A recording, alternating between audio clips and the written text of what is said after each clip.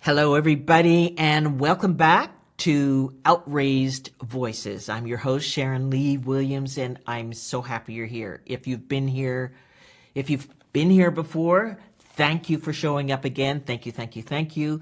If you are new here, thank you for joining the community at least today, and I hope to see you down the road and bring a friend and pass it on. We appreciate you. I thank you very much. So, our CEO today, and for new people here, CEO stands for Conversation, Education, and Outreach. And that's what each of our guests, our CEOs, bring to the table. So that is why I call them CEOs. So our CEO today is Cheyanne Ratnam. Now, I'm going to give you the short bio, but you please read her bio after the show is over. Read her bio because it is extensive. This woman has done a lot. Cheyanne is the co-founder and CEO of the Ontario Children's Advancement Coalition. She's a part-time professor and has dedicated much of her time and expertise in child welfare as well as homelessness.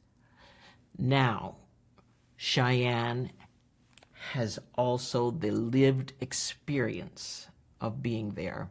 She is a survivor of sexual abuse. She's experienced homelessness, and she's been a young offender. So she's been on both sides of the table, and she is perfect for our voice, to bring her voice to Outraised Voices. All right, so here is Cheyanne Ratnam. Hello, Cheyanne. Nice to see you. Thank you for saying yes. Thank you very much for saying yes. Thank you for having me, Sharon Lee. Yeah, always, anytime, anytime. And I know we had just so everybody knows, we had a little discovery call before this, and we talked about your focus, certainly for you right now, is on success and what that looks like coming from within. And certainly from reading your bio, you are that. You exude that success coming from within. So we're going to bring that to the table. But like I always do with our CEOs, I like to go back. I want to talk about becoming Cheyanne. You know, how did you get into care? What were the circumstances? And we'll go from there. Sure. I mean, I think everybody has different facilitators that bring them into the child welfare system, and I am no exception. And Mm-hmm. my background is that I came to Canada as a refugee with a single mother. And Canada still struggles with this, but they didn't necessarily provide my mother with the right supports. As a single mother, living in poverty with a young daughter. And so basically, poverty precipitated a lot of tension. My mom's mental health went down the drain as well. It Mm-hmm. really impacted her. And then that also impacted me. And Mm-hmm. all these precipitators and nuances played a role in abuse that was happening within my home, or within the house, because it wasn't safe Mm-hmm. for me to be at home. Mm-hmm. And this was a multiple ways of being abused. And then on top of that, a very trusted family friend's husband had also been abusing me at the same time. So I was being abused within my home, but also outside my home. And this precipitated a lot of the violence within the home, in terms of, my mom coping the best way that she knows how or knew how. It doesn't excuse anything, but now I understand, right, as an adult, what were the precipitators around that. And yeah, I began experiencing homelessness when I was about 13.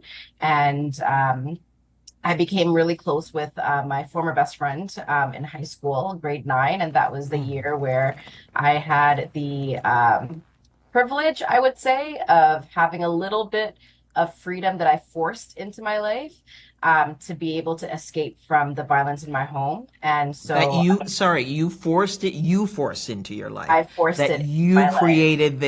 you Yes. created this pathway into your Yes. life. But I just want to take you back a little bit. Did your mom understand? Did your mother understand what was going on in the home? Because I always say we don't know what we don't know, and sometimes blinders come into play. I mean, when we're scared. Everybody thinks that they understand a situation through their depth of perception. My mother Hmm. didn't understand the whole situation. She understood the situation from her perspective, which was Right. and that is very true for a lot of people. Hmm. And so, because of the, I guess, misalignment in Hmm. terms of really understanding the issue and fully supporting me and me not feeling loved in the home, I ended up running away a lot. And that's where the youth homelessness stuff came in. And then I remember one day I had run away again and I had returned about 2 weeks later. And by the Ooh. way, when I say run away, I mean like I was in a safe space where I was with my former best friend's family. Oh, Um, okay. we're like out, and we were out doing things, but at the end of the day, we were at her home at nighttime, But my Hmm. mom was not a fan of this, and like I said, she didn't understand the situation, and things led to me becoming a young offender that night.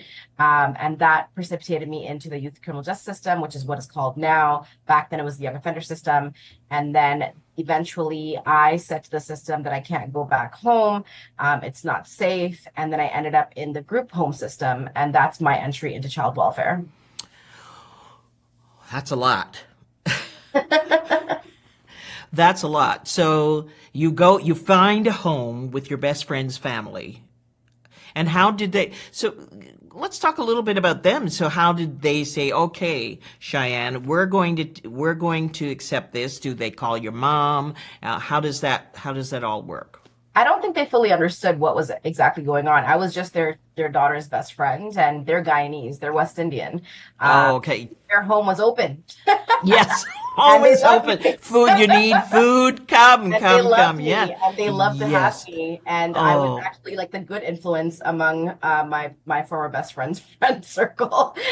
So I was the good person, which is yeah. funny because my mom was like, "You're the worst person." So yeah. Well, that's interesting. Here you are experiencing love with the family that is not your own and struggling in a situation with your biological mom who's trying to probably understand her own sense of what love looks like and how to even give that to you in a situation where you're a single mom and in a different country and so on and so forth. And the rules change with kids when they come into this country and what you are allowed and not allowed to do Exactly. in terms of even discipline. It's different. So here you are, loved, and you've mentioned a couple of times. I'm picking former best friend. Mhm. Do I jump on that or I don't jump on Sure. that? I mean, you can. I think that, much like what I always say is that everybody has a season and a reason, and Right. some people are forever, but you need to be able to identify when certain friendships need to end. And my friendship with them was very much needed. It's not the fact that I felt love within their home, I felt belonging because no one was talking about my Belong. skin tone being dark. Yes. Whereas Yes. I was facing colorism within my own home. Yes. And I just felt like I belonged. And in terms of friendships, it's very important to identify friendships that were born out of survival and Yes. whether those survival friendships end at a certain point or they continue, Yes. they are also elevating themselves beyond survival. And I noticed that I was kind of progressing and kind of my life was changing and they were Hmm. still in the same place.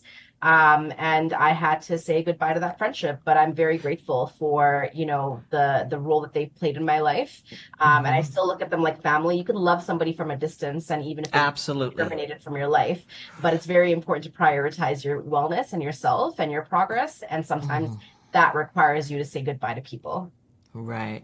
So let's talk a little bit about colorism, if you can explain to the viewers who don't Yeah. know. I mean, colorism, number one, it stems from anti-Black racism, which is a universal issue. In the North American context, it's a little bit different than the South Asian context. And so in the South Asian context, I would be considered now Black. When I was younger, I was a little bit more lighter, so they would consider me brown. And in my language, there's three different words: white, brown, and black. And I was brown growing up, so I was like, okay. And it was like, oh, she's not black, so it's okay. And now that I'm more tanned as I get older, they're like, oh, you got really dark. And so colorism is really about favoring whiteness, and it's rooted in white supremacy culture. And it is not just ingrained in the Black community, it's ingrained in all communities Yes. in the global South and also in the global North through diaspora. And also get like if you look through media, right? Media loves white skin. Media loves. I mean, it's only been the last decade, I would say, right, where diversification has actually been happening in media, right, where you see more darker skinned people and so on and And so forth. models And models, size, and everything. So thing colorism is has just really exactly. And colorism is really about not favoring darker people and also stigmatizing people because of their darkness. So because you're dark, you must be not smart. Because you're dark, you must not be beautiful. Because you're dark, so on, so and so forth. So how do you now, you're a child, colorism is there, you don't know that terminology then, and now you're an adult. So how do you come to say, okay, I'm beautiful just the way I am, whatever color I am, whoever, how do you get to that? What are the tools? What are the steps? Or do you find a mentor, or you read a book, or how does that all work? For me, I always say to people as well is that for me, okay, let me rewind a little bit before I answer your question, okay? Some Sure, sure. context. So the first 3 years of a child's life is the most important years of the child's Yes, development. That yes. those 3 years will be the factors that will play a role in terms of the strength of the young person throughout their lifetime, their ability to be malleable, adaptive, and so on and so forth. And I have to say, the first 7 years of my life were excellent. My mom was my best friend. And Wow. so even though I was facing colorism and so on and so forth, I always knew I was beautiful. What the heck? Like, even though I was being, outcasted in certain ways. Like I remember going to classical Indian dancing classes, and we had the show, and the teacher put me at the back, although I was like one of the most talented girls, and she had all the light-skinned girls in the front. So I already knew what colorism was, even though I couldn't label it as colorism. Right, But right, we of know what it course. was because people are calling people black, brown, and white. Like, come on, you know? So I, Well, I'm going to take you back a little bit. I yeah. mean, black, brown, and white, and certainly in my generation, it was high yellow and it was red. Hmm. We had red skin, high yellow, brown, black. So we had all of that in there. Yeah. I didn't mean to interrupt you, but just to see how things have Yeah. changed a little bit. But are you saying that you were in a family with an East Indian family or? So my Uh, mom's side, they're all light skinned. They would be considered whites. My dad's oh, okay. side, they are dark skinned. They're darker than me. And they would be considered black. And I was born and I was like in the middle. Now I'm darker. But I think for me, I just always knew that my skin tone didn't matter because number one, I was intelligent, I was smart, I had good features. And I mean, what's to hate when you look like almond and like chocolate? Like, I don't know, Yeah, you know? but who tells you that? Your mom is telling you that. Even though you're experiencing these other things, is your mom saying to you, "You are beautiful." Oh no, I never heard that in my mom's house. My mom would Okay. tell me to scratch my skin harder in the shower to Oh, get rid of my dirt. So wow. it was really me, for Yes. whatever reason, Yeah. just having a strong mentality despite Yeah. everything. And and like I said, I'm thankful for the early years of my life where Yes. I had really great conditions for my development.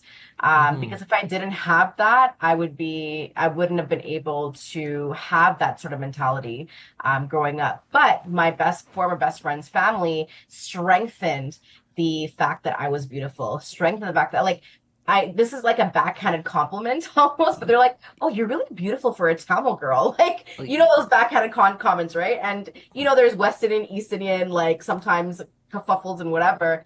But even though it was backhanded, I was like, yeah, I do believe that I'm beautiful or whatever. So they did strengthen that aspect of it, even though other people may be like, "Oh, she's dark." So you must make sure that you are smart enough to get married in the future because your looks are not going to Right. get you married in the future.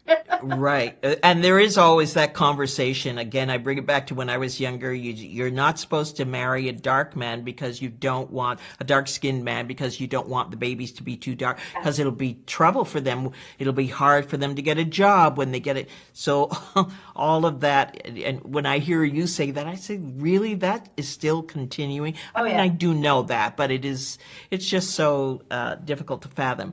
What do you think your DNA brought to the table? Because I'm hearing this, I'm hearing you speak so powerfully, and Mhm. that first 7 years is important. Now, if you're getting this kind of feedback, your mother is your best friend, but you're still not getting the not necessarily the grounding, but the support you needed. Where do you think? I mean, I understand you have that, but where does DNA I come mean, into? number one, the abuse started when I was 7 years old. So everything was very nice until I was 7 years Till old. And okay. then things flipped. One of my uncles was murdered. My mom's mental health was also going down. My mom got into a car accident when I was in grade four. I Ooh. was sexually abused in grade three and grade four. So a lot of these things happened like all at once. And then that's when the home was not my safe place anymore.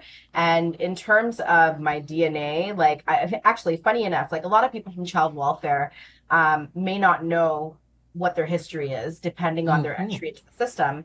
And even though I knew my mom, I only met my dad maybe 7 years ago in my adulthood, like Mm-hmm. fairly recently. So I didn't Mm-hmm. really have an idea of who he was. All I knew was that my mom hated him, and so therefore I should hate him, and so on and so forth. And it was only recently that I did my DNA test and I found out that, like, yeah, obviously my dad's side, they're very much native to the north of Sri Lanka. And also they're from Tamil Nadu, which is in India. And then Mm-hmm. surprisingly, my mom's side, seven, eight generations back, which is like 800 years ago or whatever, they were Punjabi and Gujarati, and they didn't end up in the south of everything until the 1600s.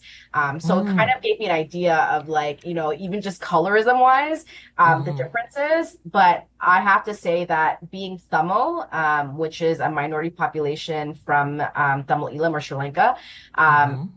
gave me a lot of strength because I know that my ancestors who are from the Tamil struggle, from Yes. Sri Lanka, Yes. but also in India, right? Like Mm-hmm. being ancient people who were pushed down south. We're That's fighters, right. we're warriors, and I know that Mm-hmm. I am my ancestors' wildest dreams, because I am continuously breaking curses and building generational healing, so Mm-hmm. that even if I don't have children myself, maybe I will, at least my influence on other people around me is more positive, right?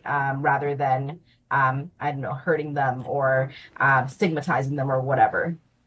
So you stand on the shoulders of this strength, this vine, this They're giants. seed.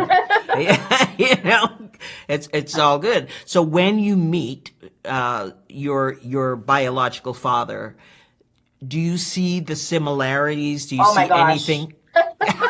I asked I that. literally do not look like my mother's side. I always Yes. thought that I was accidentally given to them in the hospital and somebody else Ah. did. We do not look anything alike. So growing Uh-huh. up, everybody else was beautiful, right? That's what everybody Uh-huh. would say, like, oh, look at your cousin. Like, she has milk white skin and she's so Mm-hmm. beautiful. And I was Mm-hmm. like, who do I look like? Because I don't have any reference points. And then I Mm-hmm. remember in 2016, when I first went to Europe to visit or meet my dad. I have three half siblings, and like I met my grandmother for the first time. Wow. Uncle, I met like 18 people basically Oh. in Europe, and I remember looking at my dad. I'm like, oh, this makes a lot of sense now. Like I literally look like them, very much so. And that really brought some grounding for me, in terms of, Yes. who I am and what I look like and the missing pieces, right? In terms of like, okay, Yes. mom said looks like, and oh, this makes so much sense now. So yeah. Yes, yes. So that kind of it closes the gap and fills that hole a little bit. No matter what relationship is later Yeah. on, it's great to. I'm happy for you that you experienced that because I certainly did, and it made a difference in understanding where I belong. Who are my people? Yeah. or at least some of them, you And know. child welfare had a lot of disconnections, right? And I remember Mm, in 2017, I actually went to the island for volunteering. So I was mm. supporting with the environmental scan, and that was the first time my feet dug into the red sand, like the hot red sand of the island, and hearing like tropical rain and monkeys and bats and whatever. Oh And yeah, that was yeah. the first time I felt connected to my culture and my people because my Hmm. trauma comes from my community, right? In terms of Yes. abuse and whatever, whatnot. So I disconnected myself for so long. And so going there actually made me love my people. When I came back, that was when I started to engage more in the Tamil community and I started to volunteer. I expanded my friends groups. My friendship circles are usually West Indian. And so it was like a first time for me to really love my people to a point where it's like, Hmm. yeah, like this is me, this is my people, and I'm ready to come back. And I've done some healing. Hmm. Hmm. That's wonderful. So I hear you speak. Again, you're just so confident, and I love that. And I'm saying to myself, because I know you've talked about your story, do you find that when you speak about what happened to you, whether it's sexual abuse or homelessness, are you still disconnected to that, or are you just aware of it? It is not, the past is not defining your future and all that. But how did you even cope with that? How do you I mean, there what's was a coping? lot of reflection, a lot of time spent alone. When I talk to younger people, I always say that sometimes when we're always outside, always around people, that's a coping strategy. Yes. Sometimes if you're seeing yourself do that, you need solitude. That's your ointment. So I had a lot of solitude, and in those solitude moments, I had a lot of reflection, and that's when I did a lot of my healing work. And healing continues lifelong. But when Yes. I did go into solitude, I was spending more time with myself, reflecting on things, asking questions to myself. And those, I think for like a couple of years, I did that ongoing. And that really helped me in terms of having more awareness of the precipitating factors, the root causes, and also my background, right? I'm in social work. So Hmm. I went through the social service worker diploma program, the bachelor's degree program, and the master's degree program. And all those programs, Mm. ask you to reflect on To these things. reflect, yes. So all these factors played a role in the eventual, I guess, facilitation of me being able to articulate my story without being, I guess, re-traumatized by that story. Yes, I can yes, talk about myself, and yes. I'm not disassociating disassociating myself from that part when I speak Hmm. about it. I'm definitely still present, and Hmm. every time I talk about it, I figure out something else that I missed when I talked about Yes, it before. And I've yes, been talking about my story since like for years, right? And yes, so yes. it's part of your healing process as well. But I definitely don't disassociate. I'm very much very confident in my narratives, and I know that me speaking about them in a very trauma informed way as well is helpful for other people to hear who have had Yes, similar stories. yes. Sometimes that actually creates this opportunity. You know those spontaneous moments where you just Hmm. jump into something. I remember I was speaking about the sexual abuse that I witnessed that I witnessed and experienced, and in 2017, I finally or 2016 I finally went to the police after 20 years, and in Wow. 2017 I went to the trial, and I had spoken about that process, and even though these the system is not for survivors really. Hmm. I still found solace in that Hmm. process. Even though it wasn't necessarily the outcome that I was looking for, I still got an outcome that I wanted anyways. The fact that, the perpetrator, his face was plastered everywhere. Now I know he would never do this again, and so on and so forth. Hmm. While I was speaking about these things, one of the young ladies who was listening, spontaneously that day she went to the police to Wow. actually talk about what she went through when she was a child. So you just Hmm. never know who's listening and what type of spark Exactly. will entail. Exactly. So, well, first of all,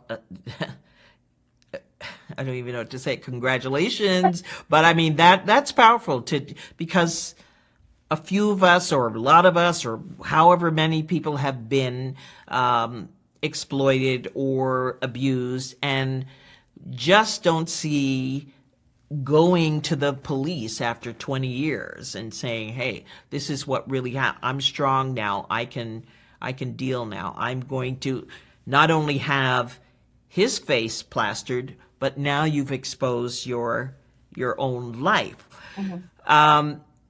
Where does forgiveness come in with this? Mhm.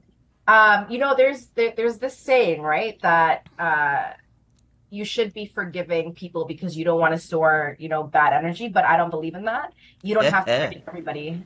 No, I will never forgive that person, and I'm fine with that. But Yeah. in terms of forgiving the way that my mother responded to me by saying to shut up and not to make up stuff and whatever, that's still a ongoing process. But in my heart, I have forgiven her, but there's still some resentment, right? Forgiving other people who failed me. I've done that. And also forgiving myself, right? Yes. For feeling guilty for not saying anything because I found out Yes. later that this person had also molested his niece after he didn't have access to me. And I felt guilty about that for so many years because I thought if I had gone when I was like 8 years old, she would not have been a victim of his.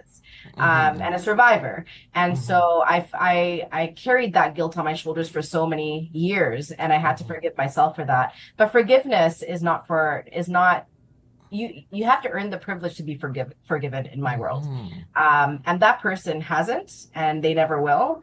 Neither has his family. But like I said, forgiveness, we like to think that, you should forgive everybody, but that's not true because that's also gaslighting your true narrative. And you have to hold space for yourself and your truth. And sometimes forgiving Absolutely. people means that you're not holding space for yourself. Well, do you find that has this impacted your relationships or partnerships or your experience with sexual abuse and homelessness and so on? Has that impacted just your experience in general? And even though no question you were a powerful woman, but has there been an impact on relationships for you, for instance? 100%. And I mean, statistically, if you think about it, people who have experienced all these adversities, multiple adversities, chronic trauma, complex trauma, the way that I have, their relationships and the way that they move in relationships and the way that they're respected or not respected in relationships, they're all impacted. And I was in a very violent relationship for 11 years, starting from when I was in high school. And eventually I was actually taking care of my abuser, who became an alcoholic. And then I was supporting him, like basically bathing him and everything because his organs were dying. And then he passed away about 5 years ago.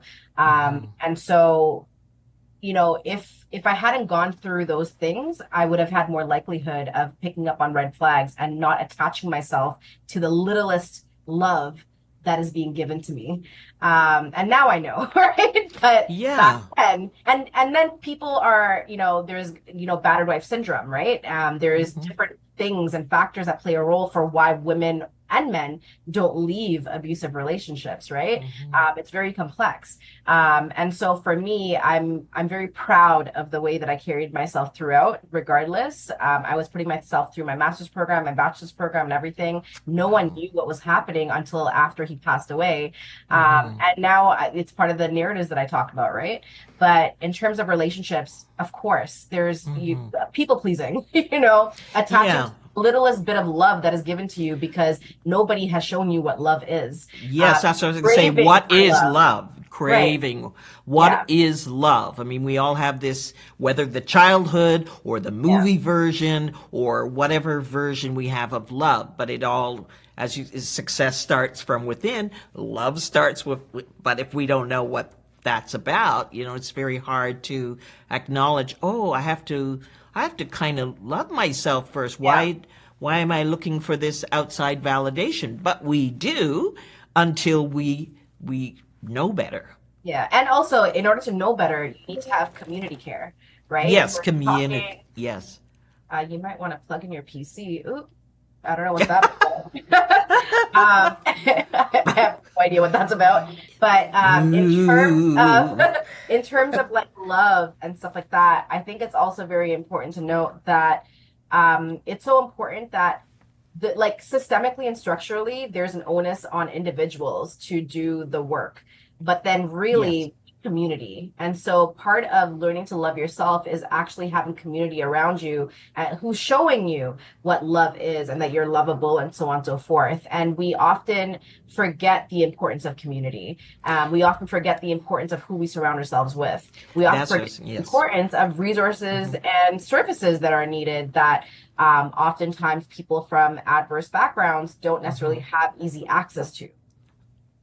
How did you stop defining yourself through trauma and self-destructive kind of behaviors? How do you get up and you say, "Okay, I've had enough of this"? I think that, young people, anybody should be Mm, allowed to spiral down. Sometimes you got to hit yes, rock bottom to really know what rock bottom is.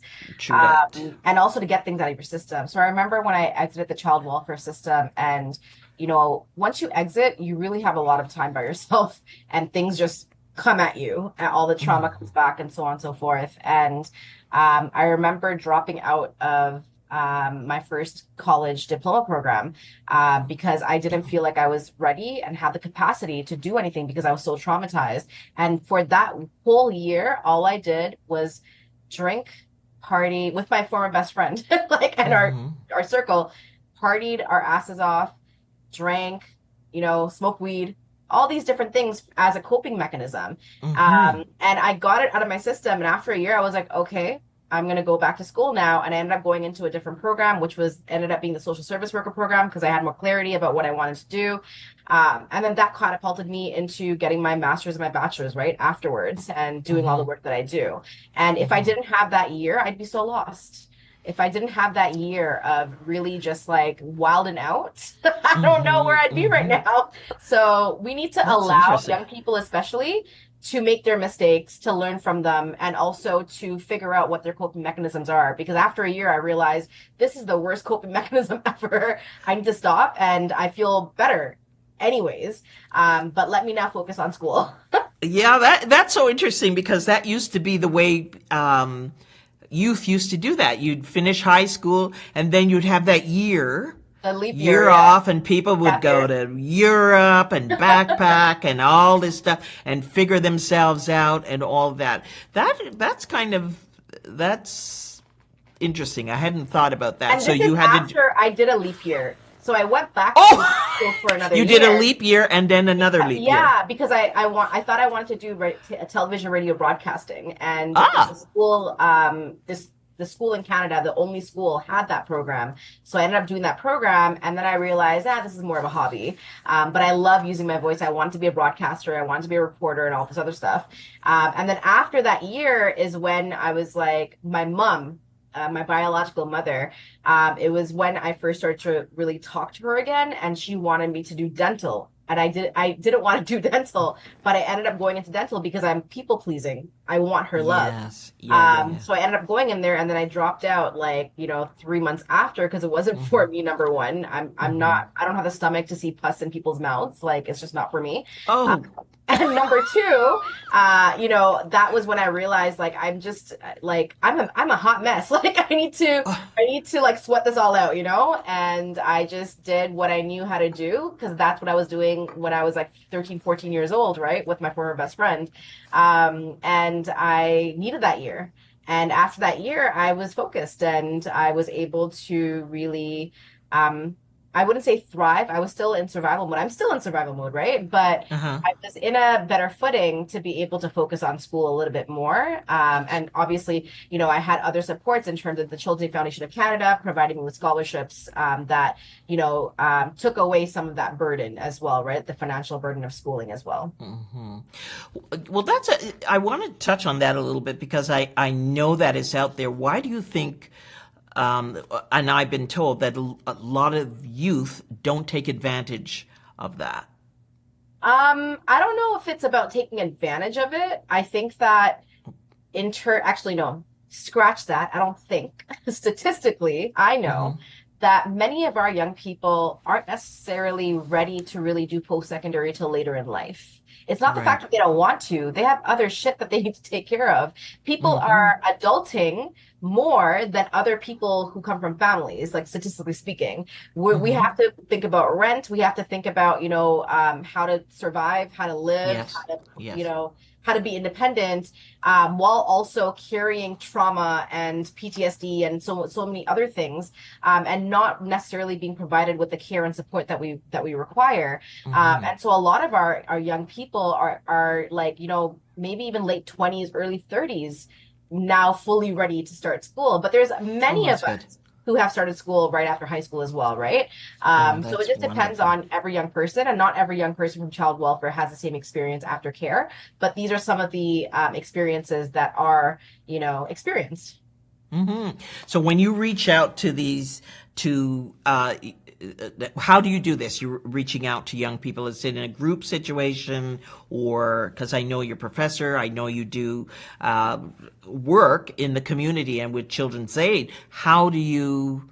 What is the advancement coalition that you're So the CEO of? the Ontario Children's Advancement Coalition was born in 2018, I would say. Yes, 2018. And that was the Mm-hmm. year, if I'm correct, I might get the year wrong, but if I'm correct, that was the year that the Ontario Provincial Advocate's Office was slated to be terminated by the provincial government at the time. Mm-hmm. And Mm-hmm. so I thought to myself, I remember hearing it in the news and I was like, wait, what's going on? And I called the former advocate, the chief advocate of Ontario at the time, and I was like, hi, like, how come you didn't tell me this? And he said that he is finding out, along with everybody else, his fate. And I was like, wait, what? And I felt grief at that moment because I know that even though that office wasn't perfect, it was still a gathering space for a lot of people. And there was a lot of good work that was being done from that office as well.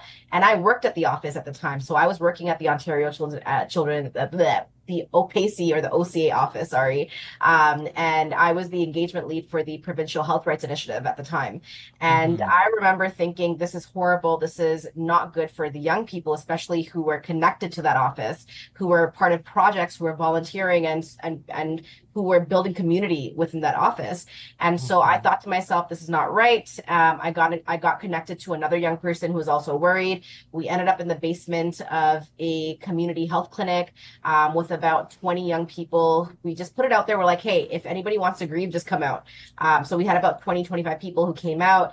And after the first two meetings that we had, I said, we could do something about this. Does anybody want to do something about this? And we ended Mm-hmm. up creating a kind of like quasi protest rally movement. And we ended up at Queen's Park, had a very successful rally with a lot of speakers. We also partnered with another organization or institution for a Mm-hmm. press conference at Queen's Park at the legislature. And basically, that was kind of like the baby steps that precipitated OCAC into being what it is right now. And through that process in the beginning, the 20 people turned into 5 people, then 4 people, right? Like I always say, when you're working in groups, the right people stay.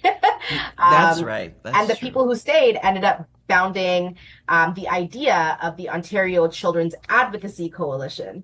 Mm-hmm. And then finally in 2020, I think, there were 3 of us who then actually co-founded the Ontario Children's Advocacy Coalition.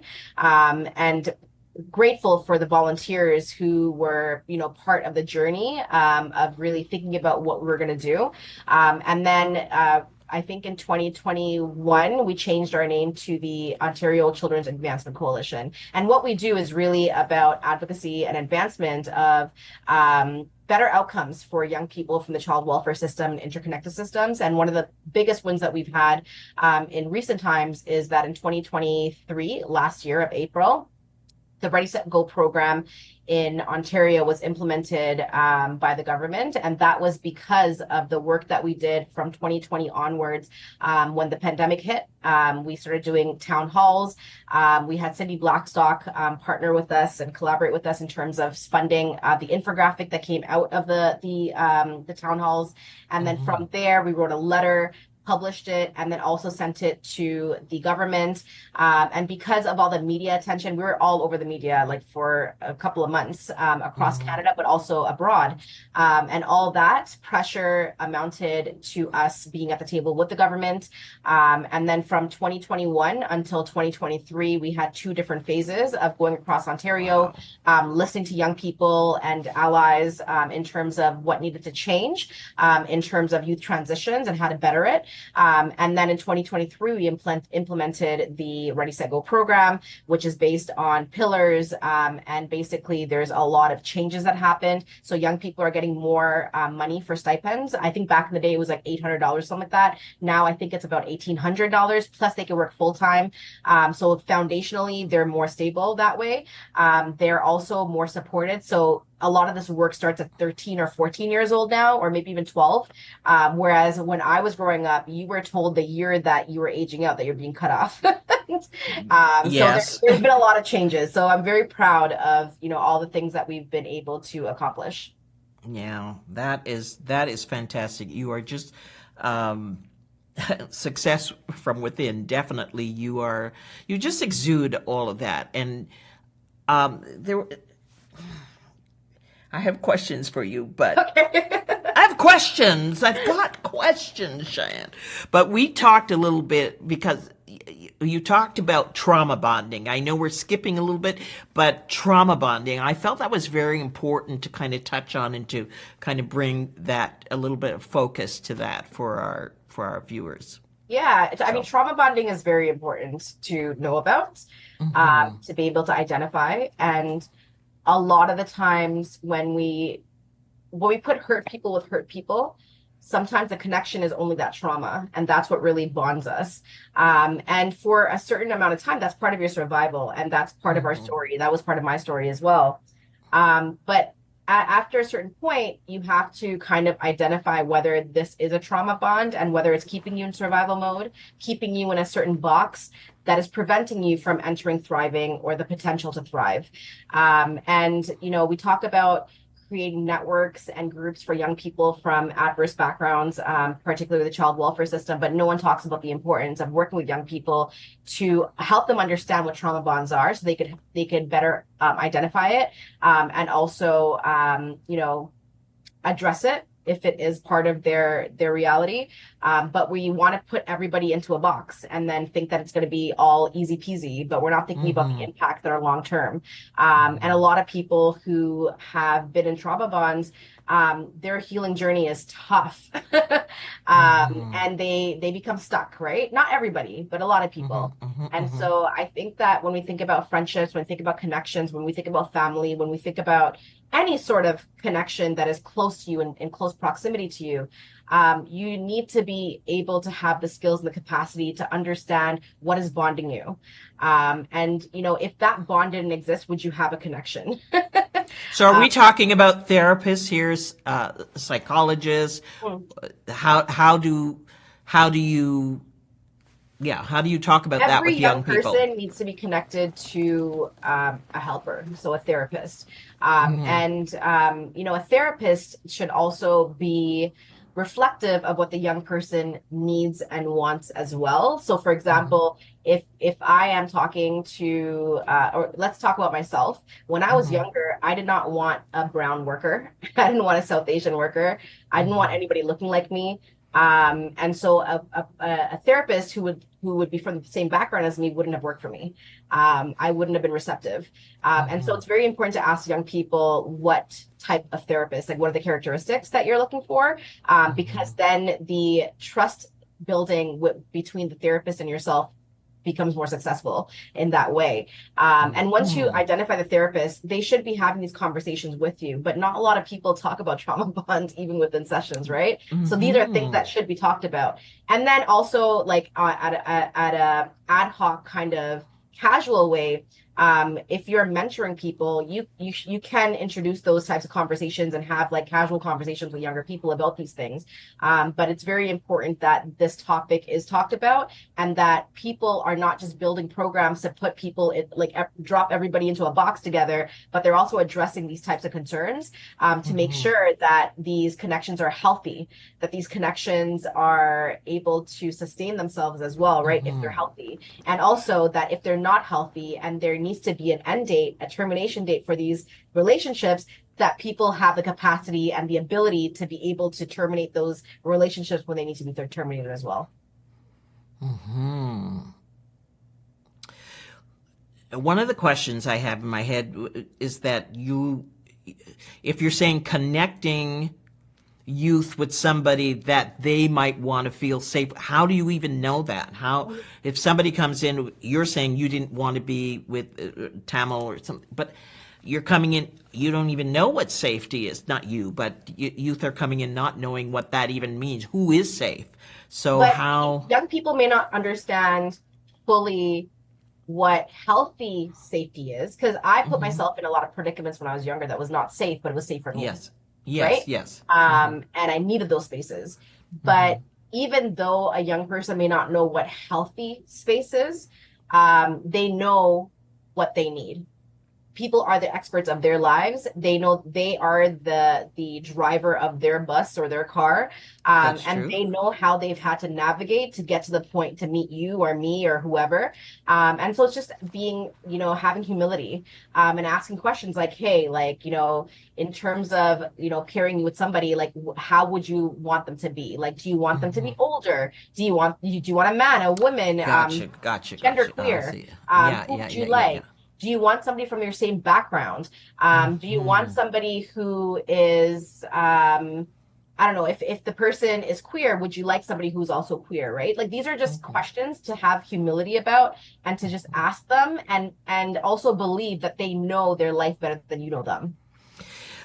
I understand now. So I guess we're going to wrap up in a little bit, but just understand if you thought about your life like in the beginning and you had all of that, the white picket fence and the dog and the two parents and the car, and I know you can't truly answer that, but what do you think life would look like? Would that Oh, Cheyenne be this powerhouse woman, or growing up in a safe space and going to school and everybody's happy and all of that passion stuff? is rooted in adversity for a lot of people. If Yes. I did not go through my adversities, my passion for the things that I'm passionate about would not be in existence. And so Yes. if I was privileged, I think that I probably would have ended up being an accountant, or in the Tamil community, a doctor, a lawyer, or whatever. Um, Dentist. yeah, dentist, yes. And for me, I think that, I think life would have been better for me in terms of not necessarily Having experiencing the amount of those adversity that I've things. Yes. experienced. Yes. Yes. However, the things that I'm doing now, I wouldn't probably be doing because, part of my advocacy work began when I was 16 years old. And so my work began very, very early on. And that's why even now I'm like, I need to, like, I feel like I'm ready to retire because I've been in this for so When you long. became part of the Yeah. solution, you suddenly became Yeah. part of this at an early age, and Yeah. and And just the gratitude. I think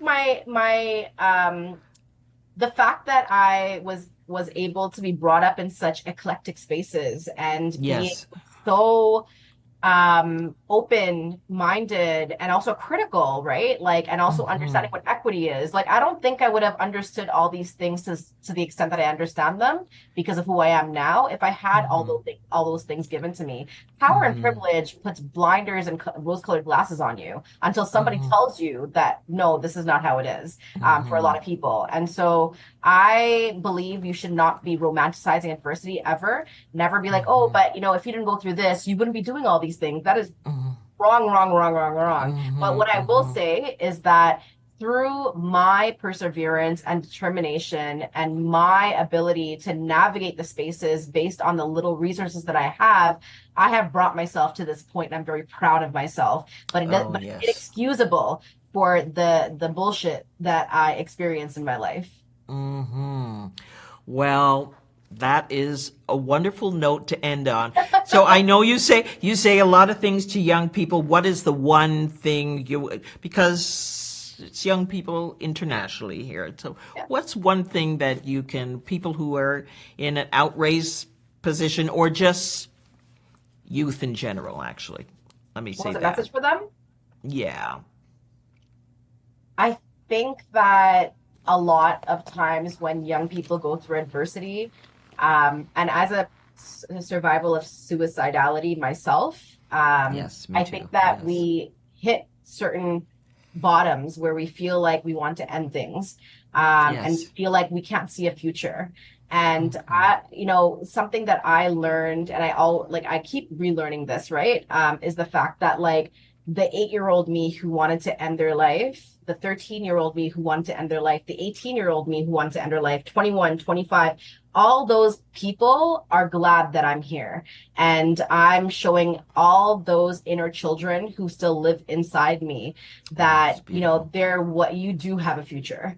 And I don't want you to get too stuck. It's okay and it's definitely valid to be stuck, right? Depending on what your Yes. circumstances are. Yes. Definitely, that's a reaction, that's a response, right? That's a healthy Yes. response Yes. because Yes. you are being violated, but just know that there's so much life ahead of you. Yes. And to believe in yourself because everybody, like, we are not accidents. Even if you've been told you're an accident, we each and Deserve to be here. You're yes, we all supposed to deserve to be be here. here. You You're have supposed to be here. you're Everybody supposed to be here here. is a supernova, and everybody here has a purpose, and there's so much waiting for Yes. you. So hold on. Yes. Oh, I thank you for that. That's beautiful. That's just beautiful, Cheyenne. And I said that's your last statement. I just want to reflect that when you talk about suicide, that was me at 10 years old. And it was just recently I realized I didn't want to die. I You want to wanted help. people to grieve. Somebody Yes. grieve. I wanted you to feel bad. I wanted whoever they were, the biological mother. I wanted somebody to love me in a way that I Yes. wanted, So I understand that. I appreciate your voice so much for being here, and I'm sure a lot of adults as well, hearing, trauma bonding and just the awareness. So thank you so much for saying yes, and just thank you for your power, girl. Thank you Thank for your you for having power. me. Thank you Yeah. for having me. Aw, thank you, Cheyenne. And I'm sure I'll talk to you at some point down the road because, you are. And do not retire. You are not ready to retire. Thank you, Sharon Lee. All right. Be well. Thank you. Thank God you. bless. So that was our CEO, Cheyanne Ratnam. Please reach out to her. Please reach out to her. And if you find, as a youth, you find yourself struggling, especially if you're in Ontario, but wherever you are, there are individuals out there who are ready to help you. Communities, reach out. Reach out. And this is a community where you can bring your voice. So I thank you and I wish you safe journeys in your life and stay blessed. And we'll see you next time.